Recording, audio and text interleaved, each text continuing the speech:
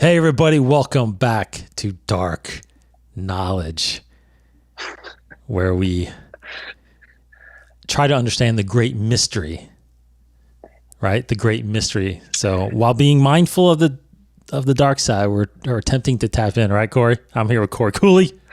Oh, I'm not. No temptation here. I am full in. I am all dark side. As always, yeah, I'm here to kind of pull you back to the light a little bit, but I'm willing to dive in a little bit to understand it a little bit more. We've had some great shows for Dark Knowledge so far, deep diving into Darth Sidious, the Rule of Two, the Sith Order, and now I think it's just appropriate right now to talk about the very first Sith introduced to us back in 1977, which was Darth Vader. Now, not a lot of people, knew that he was a Sith. I think the only reason that the Sith word was even brought up was it was on the back card of his toy, right? He was the Dark Lord of the Sith. Now, which I actually, oddly enough, have right in front of me. Yes, but not the original one though. Not the original card. Power of the Force. This is like 1995 or something like that, right? I think that's when it came out. early mid 90s, 95 actually. Yeah. So. But it had the the card. Like I collected all the cards and everything. Like this is So I don't know when I found out he was a Sith, honestly. But anyways. Well, you probably I don't know when you did. I knew he was a Dark Lord of the Sith, but I didn't really know what a Sith was. In the 80s and into the 90s, it was. Yeah. Obviously, as Expanded Universe came out, a lot more came out about it. But obviously, we didn't know who. That's true. We never knew a Darth Sidious, right, until the prequels. The Emperor, we didn't know he was technically a Sith. He was his master, so I guess you kind of thought he was a Sith, but he wasn't a Darth. That's true. That's true. That'd be cool to go back and think when did they really start mentioning the word Sith? Because I honestly don't think it was in the original. It was not in the original 3. No, the word Sith never came out. No. Yeah. That was Phantom Menace. Well, I'm assuming Sith came out during the Expanded Universe at some point. Oh, yeah. Right. I forgot about the Expanded Universe, yeah. So the Sith came out during that time, but then in the movie-wise, yes, it was not mentioned until the prequels. So Darth Vader. So here's what I want to talk about with Darth Vader. Now, we are not talking about Anakin Skywalker because that's the light side version. Yeah. We are talking about Darth Vader. He who remains. He who, as I like to call, nice little mix there. That's right. I am what remains. I think the biggest thing to talk about first off is, me growing up, pretty much a little bit more, a little bit generation ahead of you, a little bit. During the 80s when Vader, all we had was the first 3 movies. 4, 5, and 6. And Vader was this just menacing villain. Like he's still kind of regarded as one of the greatest movie villains of all time. Yeah. And all we knew about him was this Dark Lord that was just menacing, killed his own officers, did whatever he could to just rule the galaxy. Bad guy. But he does get redeemed by, with the help of his son in Return of the Jedi. And then he becomes a light side Force ghost again, right? Mm-hmm. But as time has gone on now, you growing up with the prequels, and then now we have him show up in Rogue One, and he's shown up in Rebels as an animated character. He's come back in Obi-Wan Kenobi, which we just got done finished watching. There's comics. There's books. There's so much. Even in the Expanded Universe, there was more Vader. We've gotten so much Vader since. A lot of AIDS. So the biggest thing I wanted to start talking to you about, Cory, is since that original trilogy, since you first knew who he was, how much has he changed to you? Like what you thought about him during the original trilogy to how you think about it now. What has changed, if anything?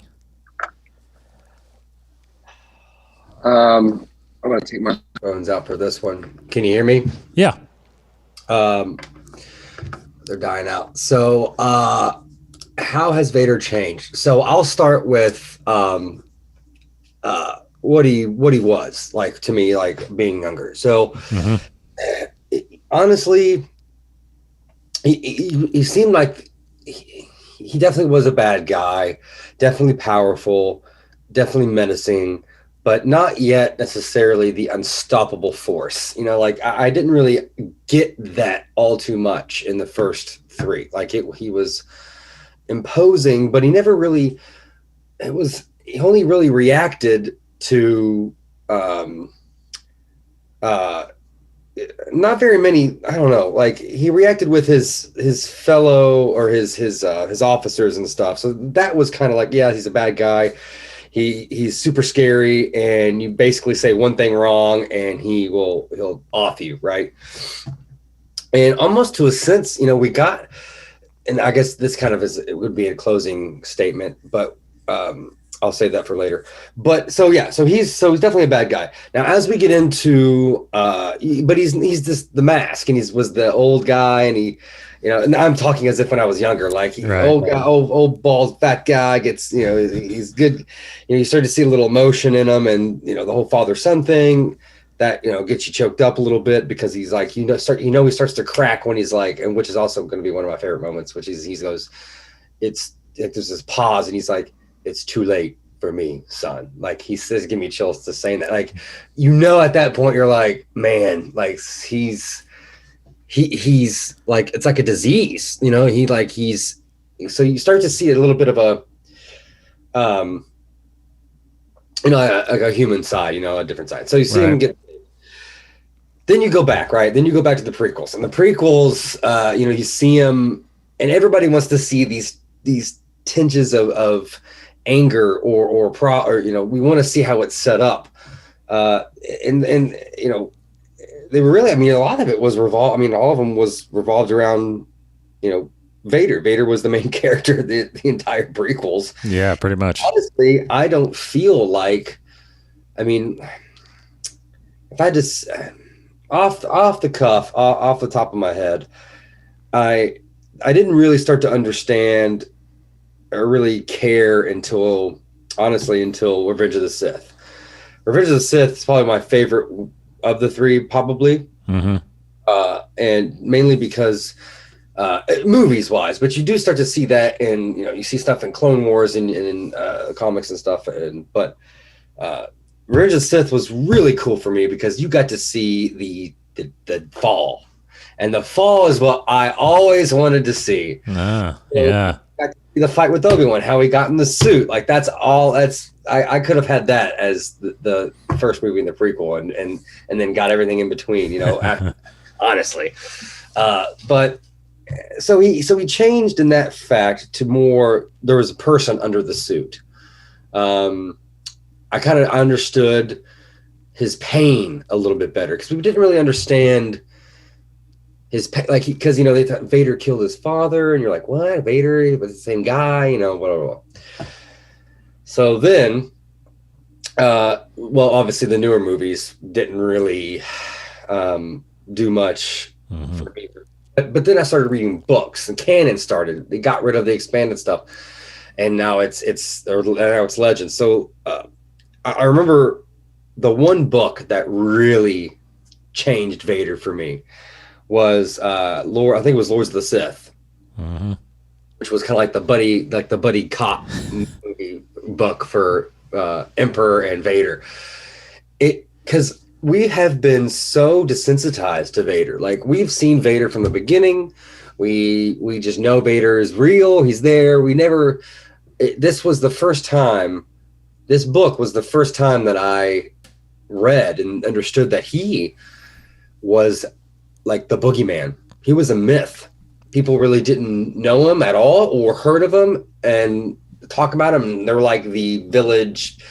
There was this guy. His name is, you know, he's Breeze. And they're like, okay, dude, you're crazy. You know, he's got whatever. Half robot, half man. So that was a really interesting and it was a great show the relationship between Palpatine. A lot about it also opened my eyes about Palpatine and how he hid himself. Like he was a old frail man. No one really knew he had powers. You know, and besides Vader and a few other of his acolytes, but in terms of Vader, it made him the unstoppable force. He is the end game. You see him, you are like, you're done. Like it's run for your life or stop and just maybe stop him for 5 seconds while everybody gets away. Like there was a scene where they just heard his voice over the radio, and one guy, Twi'lek, I can't think of his name, was like, it said he just overcame with just fear, with instant horror, and he was like, it's him. And like that was just terrifying. So that was when I was like, ooh, okay, Vader. Yes. It was always been Maul, but Vader, something there. And then I read the comics, and then I got to know Vader's rage and his unrelenting, just unstoppable power. And he's a tactician. He's very smart. And then and then obviously the video game. So then getting closer to where I am today, the great, and I should probably say this for the moment, but Fallen Order, when she's like getting ready, the Inquisitor's getting ready to tell what's her face, and like she just knows in her face, just and he comes up behind her. Like it's just that kind of stuff that just sealed the deal. And then obviously Obi-Wan, like I knew Anakin was in there, but like to know Hayden Christensen was in there made it so much more powerful, in the sense that he's a broken man and he is full of rage, and he has got, he was on a different time then, because he was just popping people on the street, just did not care at all. Right. So with all of that, it went from I would say they're doing their job. They have completely developed this character to the point to where we pretty much know. I feel like I pretty much know everything, all sides of it: the boogeyman side, the officer side, the monster side, the human side. Like there's a bunch of stuff to him. And after Obi-Wan, I think he may have actually surpassed Maul for me, man, because there's so much more. And I was so satisfied with Obi-Wan. So yeah, that's the long-winded answer to your short question. Yeah, no, I feel the same way. I think, when the prequels came out, there was a lot of backlash regarding Vader's backstory. Do we really need Vader's backstory? I don't want to know Vader's backstory. It's turning him into more, like you said, more human. And I don't want him to be human. I want him to be this machine, this menacing villain. But, I'm with you. I wanted to see how he turned. I wanted to see him become Vader. Like, what on earth made him become? Could have done that in a movie. I mean, you could. Well, you did. You did it in Revenge. I mean, but I mean, that was 3 movies. I mean, it was a huge story arc, and in the ending was him turning. But did we really need the? Excuse me. Did we really need the? Well, I think you needed, because, and this is going to be part of my next part of this this video is, I think, you needed to see his relationship with Padme. Mm-hmm. Yeah, because definitely. That becomes more and more important beyond the movies. Right. Yeah, absolutely. With the comics and the games and stuff like that. Immortal and stuff, like, you in his castle and all that stuff. Yes. Like, all for, Padme. I know, right? Yeah. So for me, with the prequels, with what he's done in Rogue One and Rebels, and now Obi-Wan, I think, and I know I say this a lot, but all of these stories prior to the original trilogy, for me, it's totally changing how I see the original trilogy. watching those movies again, especially now, kind of sidebar, like with Leia, like knowing she's had this adventure now in Obi-Wan. That was such a surprise and a great. I fully enjoyed it. Absolutely. Yeah. But also now knowing that fight with Obi-Wan and Vader at the end in 4, that what they experienced in Obi-Wan together, it just adds more weight. Yes. That we talked about that. I really wanted to see that moment when Leia spoke to Luke about Obi-Wan. It's like, you know what I mean? Like, hey, you know Obi-Wan? Yeah. I know Obi-Wan. I wanted to. Right. I would like to see that at some point in some way. Some point. Yeah. And I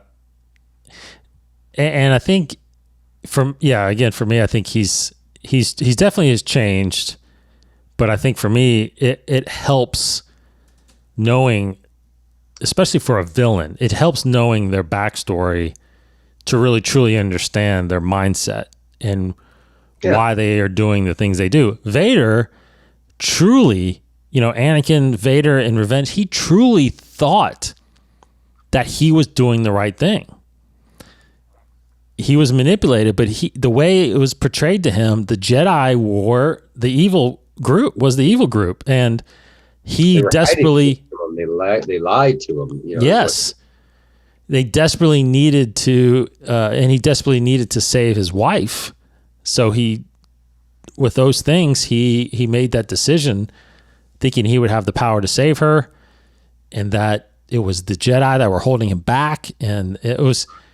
To me, it was brilliant storytelling by George. For one, it wasn't about this guy that just got mad and turned evil. Me, yeah, man.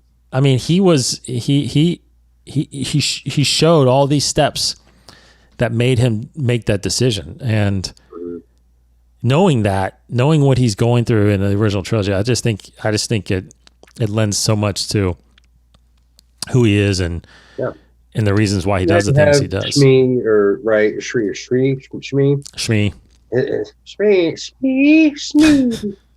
He had to have like her die in a horrible way. Yep. Because then he sense loss. He had loss. Loss, and he loves his mom. He fell in love. Not supposed to, but she's a strong woman.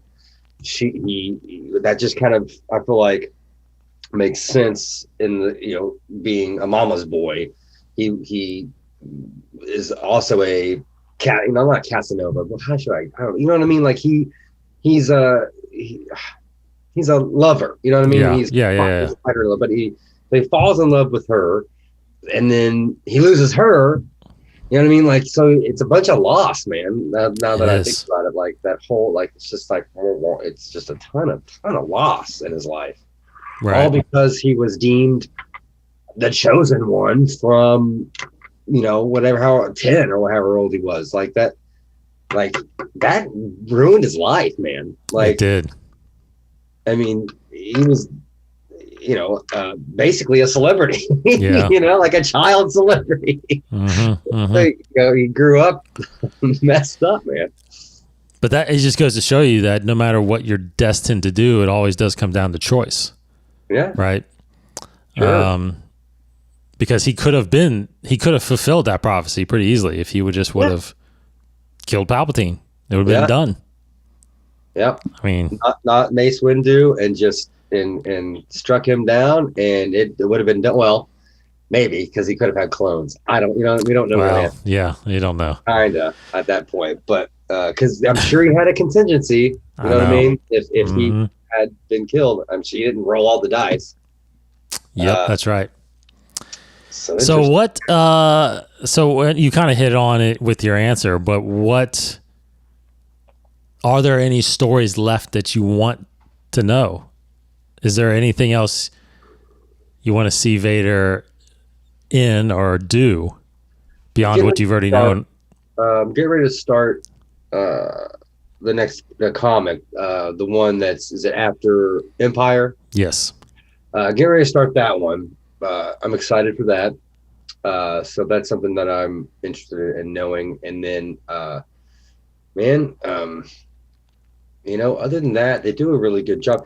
I would like to know, and I guess there's novelizations. Are there novelizations out there of the movies that talk about what Vader's thinking in like, the first three movies? 4, 5, and 6. Like No, that would be cool to know. Yeah. You know what I mean? Like I remember reading The Red Dragon, and it was just really cool to know what was. So that was the first time that I read a book before, like intentionally before the movie. So I read this book, I watched The Red Dragon, and it was just cool to see in the scenes. Like I read this scene, and to see Ralph Fiennes like act and do, and like I know his thoughts. I just thought that was really cool to compare that. I would like the same thing with Vader, just to be able to watch, rewatch Jedi, and just his subtle head movements, or his no movement. He's completely still, just to know what he's contemplating, to know what he's thinking. So that could be something that I'm missing, maybe. Yeah, I never. Honestly, that's reaching. I really had to reach for that. I honestly feel pretty fulfilled with Vader. I honestly do. Interesting. To the point to where I feel like I can think about what he like. I can assume what he's thinking. But yeah. I think the novelizations of the original trilogy. I honestly have not read or listened to the originals. I was hoping they would. I mean, are they even in it? Yeah, I'm sure there's. George. I think George wrote their novelization for Star Wars, and then I think there's a couple other people that did the other two. But I want to say that there probably is some in there. I don't know about Vader though. That's the thing. Right. It's probably a lot about Tarkin and Luke and Leia, Han. Right. Yeah. I'm not sure how much of Vader is in there, but that'd be interesting. I was hoping they would re-release those like an audiobook form, because I'd love to listen to those. Me too. We have gotten a lot of Vader, like you said. The big gap in his life was that 19 years between episode 3 and episode 4. And we've gotten a lot of that now. Like you said, Lords of the Sith is during that time. Obi-Wan is during that time. Rebels is during that time. Rogue One is during that time. There's a comic series from Charles Soule just after Revenge of the Sith during that time. There's Vader Immortal, the VR game that's during. I mean, there actually is a lot of Vader during that time. Now there is some holes still a little bit, and I think that's part of Lucasfilm's goal right now. I think is they're trying to fill in all of the gaps. Like you said, there's a comic between 4 and 5, and now 5 and 6. I think for me, the most interesting, the only thing I think we haven't seen fully yet, which I want in a Vader series, we have not actually seen him fully hunt down Jedi. Like in the comic, right after Revenge of the Sith, we see him get his saber, right, build his castle and stuff like that. But we haven't really seen him hunt and fight a bunch of Jedi. And I just think that would be. Now, what's the? Why would you do that himself though? Like, I feel like he made the Inquisitors pretty soon, didn't he? Yeah, the Inquisitors did most of it. Yes, but I'm sure he was just like kind of Obi-Wan. I feel like the Inquisitors tracked him down, and then maybe he would come in and finish the job in a sense. Yeah. Maybe that could be Obi-Wan too. That second, because how did they? They fled it. No, that was just like a corridor. So that'd be interesting to see if that's true. That would be fun to see those intricacies of Vader, there was some moments in the comics of him in the training facility they're in, and yes, real ruthless. He's like, you lost. Finish him. And yes. What? This is my kill him. So that would be cool. Or another thing would be possibly adapting, like canonizing in a sense, the Force Unleashed game. Oh yeah, where people are really clamoring for that. See him actually train an apprentice to see if he can overthrow it at some point in time. Did that happen? Like, I'd love to see if that was a point where he did that. Because I'd hate to know if he just kind of, especially after Obi-Wan, like, did he just sit around for 9 more years until A New Hope comes? Like, he's got to be out there doing something. Well, Emperor kind of reprimanded him a little bit. He's like, "Are you true?" And then Obi-Wan was like, Vader was like, "No, I'm good. I don't even care anymore. I really didn't even care in the first place, to be honest with you. I don't know what you're talking about." And in Vader Immortal, which I think actually takes place closer to A New Hope, that's where we find out about him still trying to find Padme still, and it's that blew my mind. Like, he is still, there's still Anakin in there somewhere, and that story, I don't know how much you can do of that, but that's interesting to, the whole reason for the castle and Vader, thinking he could tap into the afterlife in there and try to, I don't know, that was very, but again, I don't know how far you can go with that. I think we've gotten a lot of that, but knowing that Padme was kind of still a driving force in him was really interesting. Well, maybe that's, the fact that Luke's alive and Leia, it's also a part of Padme. Like Padme's blood is in there. That's right. Does he make the same mistake? So it's, man. That's right. That would be some kind of novelization of Return of the Jedi would be really just for him to hear him think those things, and how he shields that from Palpatine. Yes. Those emotions. Like, how does he do that? Like, that's just crazy. He just uses the Force. He's that strong. He voids himself of, like, emitting. I don't know. That's wild. Yes, it is. Because it's Palpatine we're talking about. I know. Yeah, I don't know. That's strange. Okay, so favorite. You wanted to talk about favorite Vader moments. Yes. Like, what do you want to do? Like, top 3? Oh yeah. Yeah, we can do top 3. Top 3 Vader moments. Okay, so number 3. Number 3. So number 1, the best. Best. Yes. Number 3. I would have to say, if I'm going first, I would have to say that final fight in Obi-Wan was just amazing. Just absolutely. He didn't really. That wasn't really a Vader moment. I mean, that was an Obi-Wan moment. It's me thinking. You know what I mean? Yeah. Like, honestly, I liked Obi-Wan. He was great, but like, I wasn't watching. I really, I was honestly watching that for Vader. No, like 100%, and the Inquisitors. So I wasn't. Whatever. But that fight and that moment. When he's just getting, the whole thing, like he's pummeling Obi-Wan. He's like, I am done with this fight. You're done. He just pummels him with all those rocks.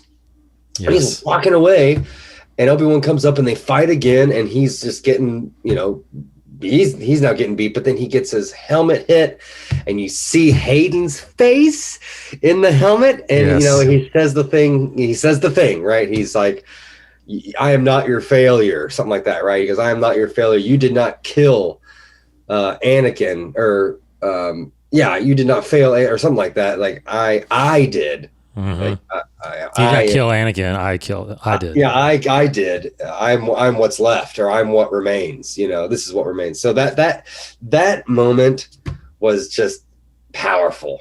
So that's my number 3. Man, I got all these racing in my head now. It's tough because we're not just talking about live action, right? We're talking about Any Vader moment. Oh yeah, everything. Yes. Yeah, I already know my number. I know my 2 and 1 now. Okay.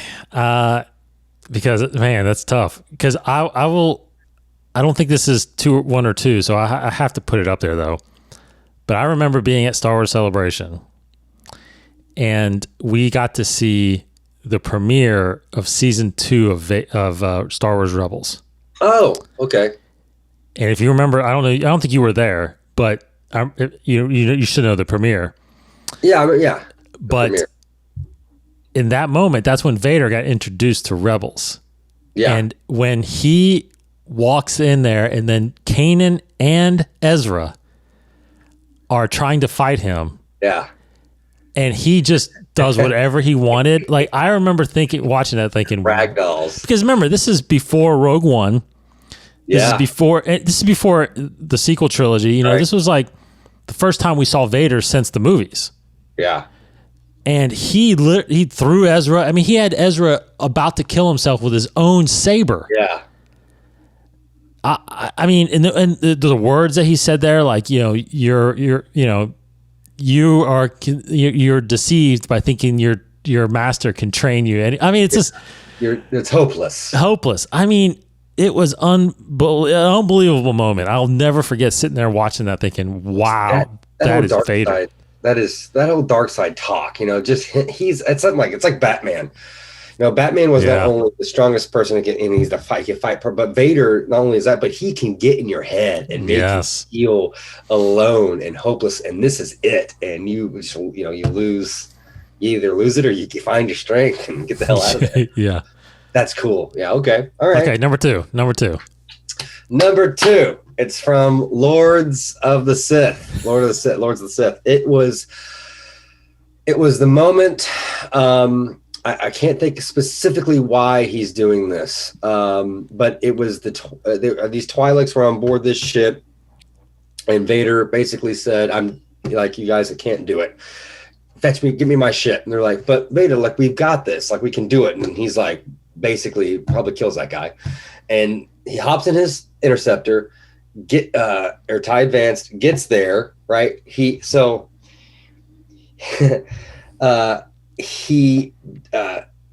I think he kills it. He shoots down a couple ships. It's a whole fleet. He's just murking people. I'm pretty sure he kamikazes his own ship. He jumps out. He breaches. No, that's right. He's like, "I'm going to breach." He's like, "You can't breach. It's impossible." He's like, basically, "Watch me." So he gets out of his ship, jumps onto this whatever they're on, this blockade runner thing. He cuts a hole, pops in. But see, the cool thing about it is I don't remember about it is I don't remember that there was a point of view of Vader going through that ship. It was the conversations over the radio. Oh yeah. It was like, "What is this he's doing?" Hear his voice, lightsabers, and they're just like, "What? This guy? How is he? Where did he come from? There was no ships that dock. Like, how did he get in here?" And he's just coming through, barreling through this ship, and then that fear from in the cockpit there, people just like, we've got to abandon, like, because the guy was so headstrong, like, "We can do this. Let's stay and fight." And then all of a sudden he was like, "Abandon ship, leave. We've got to get out of here. Like, we can't win this." And they're just like, "What the hell happened to our fearless leader?" Like, it was just really, it's definitely paraphrasing. It's been a while since I've read it, but I remember that feeling it gave me. And that was such a cool Vader moment of him just doing whatever he wants. You hit that the nail on the head. He just doing whatever he wants. Yes. So that's my number 2. That's my number 2. That's your number 2. Okay. I think I know what your number 1 is. Well, that guy kind of teased that from the beginning. Which is funny because I thought at first that was going to be not my number 1, but I think I'm going to make it number 2. Okay. Which is Rogue One. Yeah. Oh yeah. Again, live action. The first time we saw him cut down and just be Vader. Yeah. A close kind of mirror image of this scene was actually done in the comic called Vader Down. Oh yeah. Remember I'm sure you read that one, right? I loved, Vader Down. Very good. He crash lands on this planet surrounded by all these rebels. And surrounded by dead men. Exactly. That's exactly what it says. Yes. That scene reminded me of that.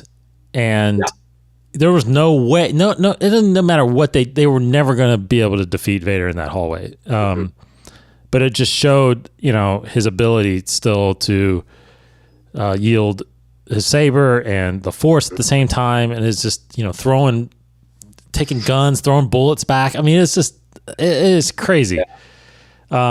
I just remember I loved Rogue One, but then all of a sudden you end with that. It's like, what? The movie was incredible, and then all of a sudden you had Vader at the end. I thought, that was awesome.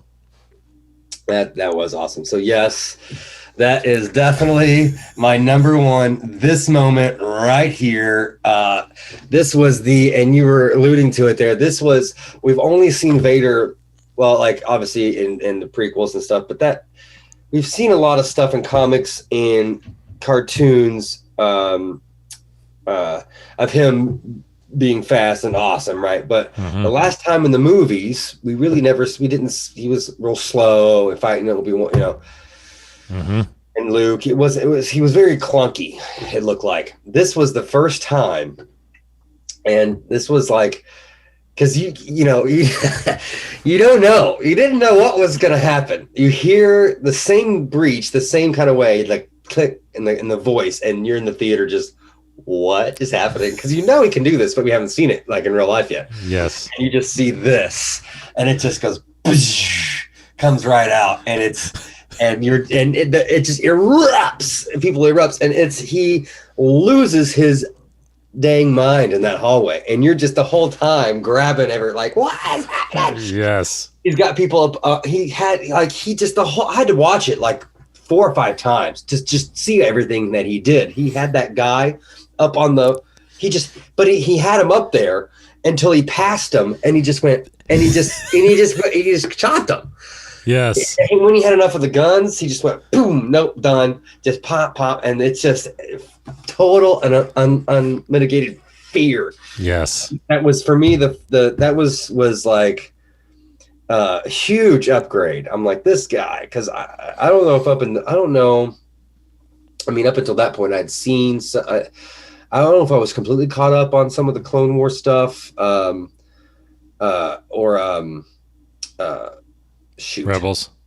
But this was like, I want more. Like more of the unstoppable, relentless Vader.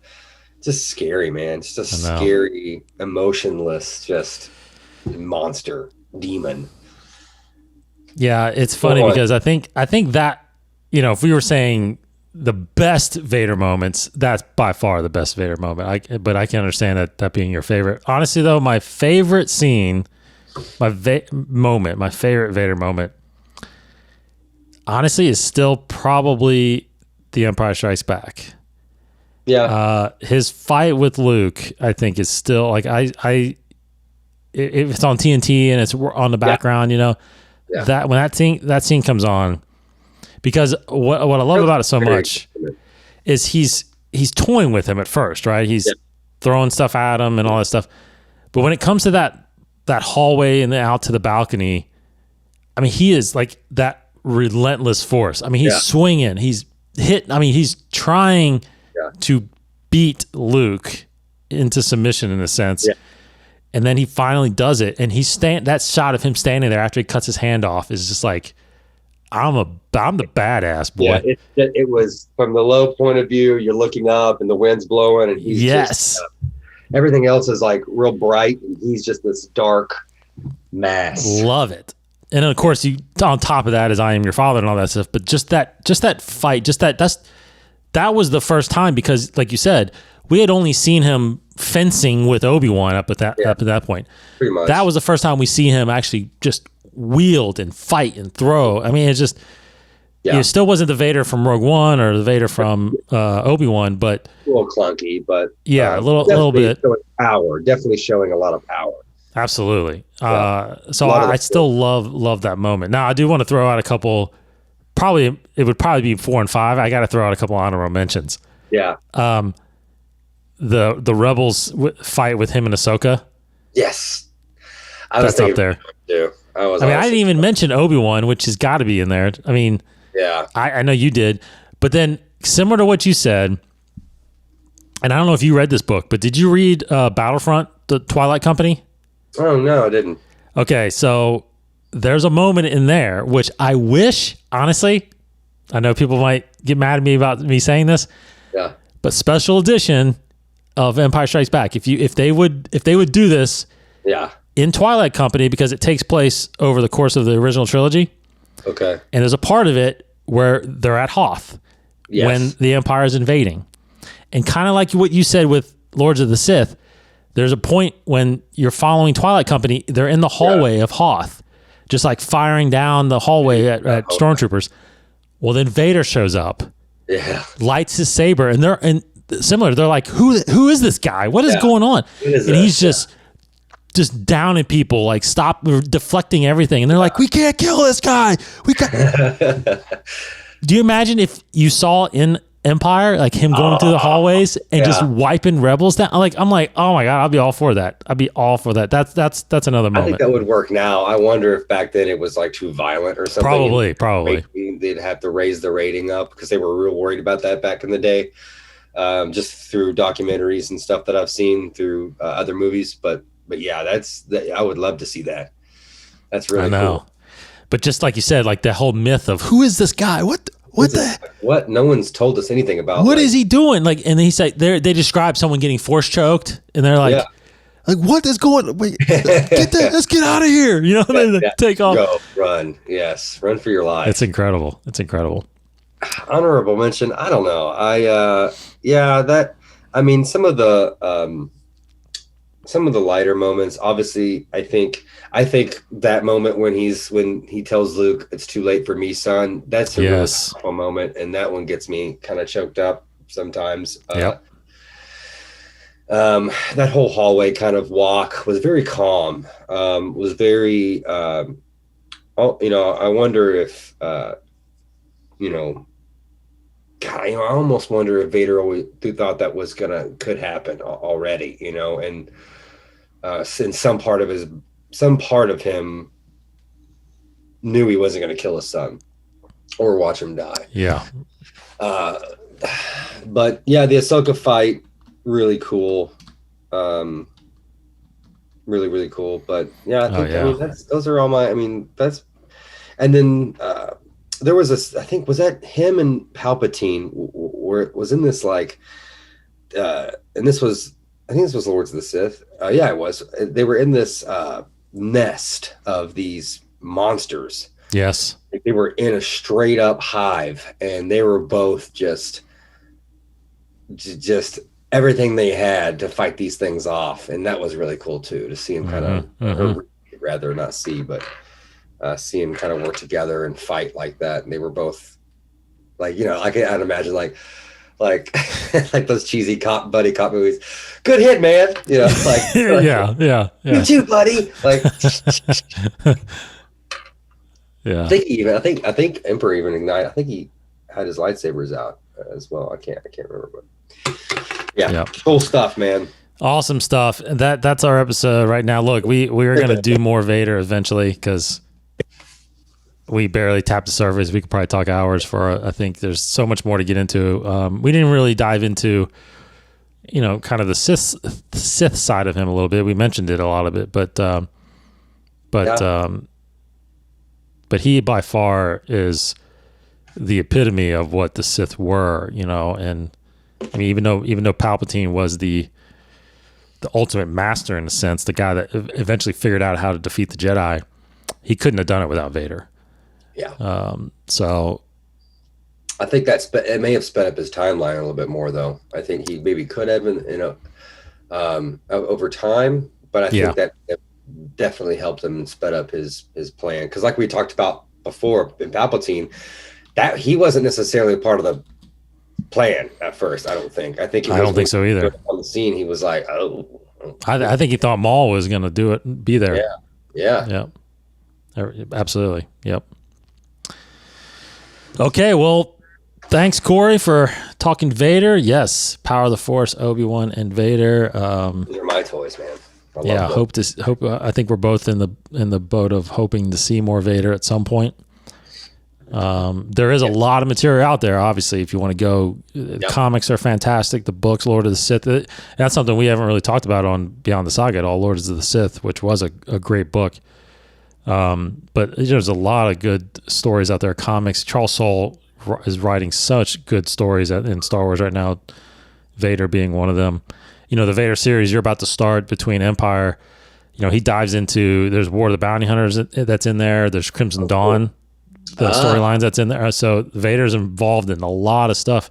Again, knowing that and going in and then watching Return of the Jedi, just knowing what he went through that year between, it's like there's a lot there. There's a lot there. All right. Thanks, Coco. Yeah.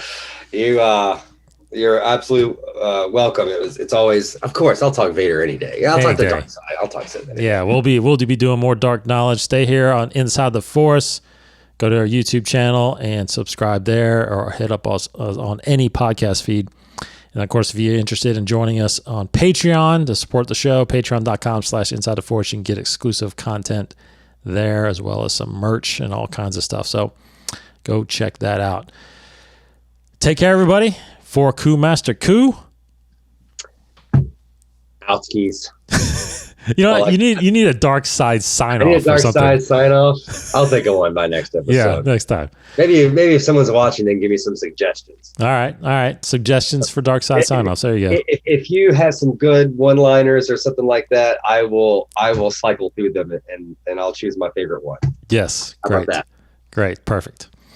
Thanks, everybody. Take care. See you next time. May the Force be with you.